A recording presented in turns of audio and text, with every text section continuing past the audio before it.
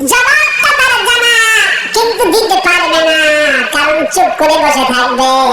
নবী করিম সাল্লাল্লাহু বললেন, যারা কোরআন বিরোধী, যারা কোরআন বিরোধী কি বিরোধী বলে? যারা কোরআন বিরোধী, এই আজকে কোরআন শরীফ শুনলো, প্রতিদিন মাহফিল হচ্ছে, ওরা মাহফিলে যায় কোরআন শুনে, কিন্তু কোরআন তো বোঝে না।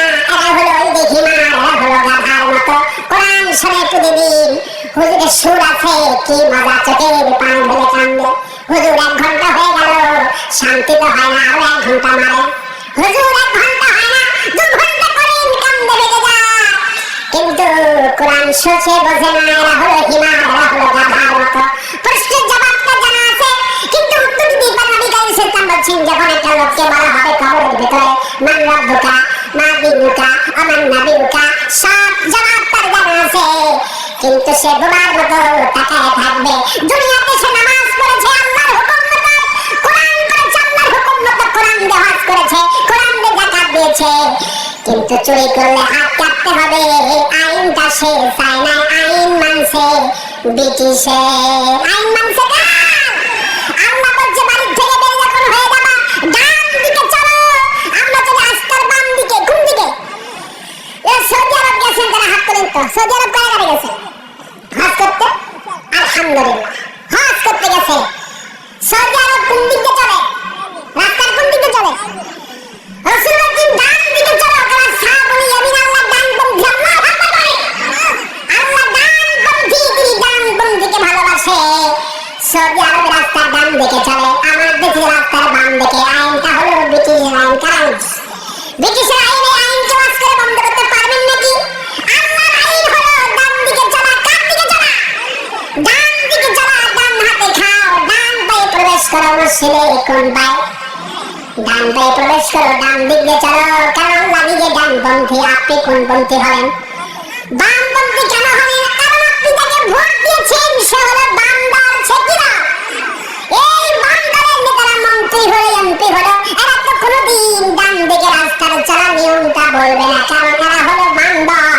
পার্লামেন্টে গিয়া রাস্তার বাম পাশে চলা আইন পাস করে। যারা ভোট দিবে আর বলবেন, ভাই আপনারা ভোট দিব, আমি রাস্তায় নবী নাকি ডান দিকে চলছে, আমার দেশে কেন বাম দিকে? আপনি ক্ষমতায় গিয়া যে মন্ত্রী, যে এমপি ডান দিকে আইন পাস করবে, আগামীর ভোটটা তারই দিব।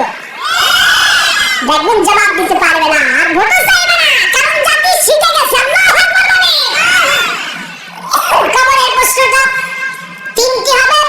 নেতারা আজকে দিন ওই 3টা প্রশ্ন করবেন। কটা প্রশ্ন করবেন? আমি কয়টা বলি, রাত গভীর হতে চলছে আমার ভাইরা। আল্লাহ পাক সব শেষে বলছেন, ইন্নী জাইলুন ফিল আরদি খলিফা। তোমরা হলো আমার প্রতিনিধি, তোমরা আমার কি? তোমরা হলো আমার খলিফা। আমরা আল্লাহর কি? খলিফা কারে বলে? খলিফা হলো মূল মালিকের পক্ষ থেকে যে বিধান আসবে, এই বিধানটা সে পালন করবে। আমাদের মূল মালিক কে? আল্লাহ। আল্লাহ হলো মূল মালিক, আমরা হলাম খলিফা। আগেকার যুগে যারা কাপড় তৈরি করতো তাদেরকে খলিফা বলা হতো। কি বলা হতো? খলিফা বলা হতো। যারা কাপড় বানায় ওদের কি বলা হয়? খলিফা বলা হয়। খলিফা, খলিফা, আপনারা কি বলো? খলিফা, খলিফা। এই খলিফা আপনার ছেলে সৌদি আরব থাকে। কোথায় থাকে?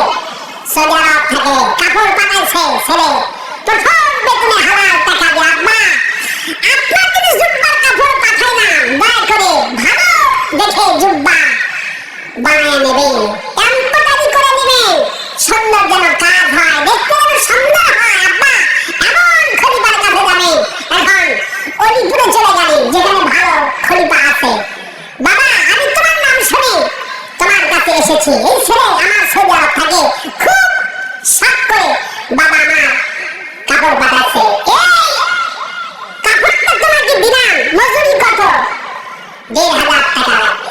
ঠিক আছে, 1,500 টাকাই দিব। বাবা, ডিজাইন কিন্তু আমি দিচ্ছি। ডিজাইন কে দিচ্ছে? ডিজাইনটা আমার বুকে এখানে কাজ হবে, আমার হাতের কপে কাজ হবে, কলারে কাজ হবে, সাদার মধ্যে কালো কাজ হবে। কি কাজ হবে? সাদার মধ্যে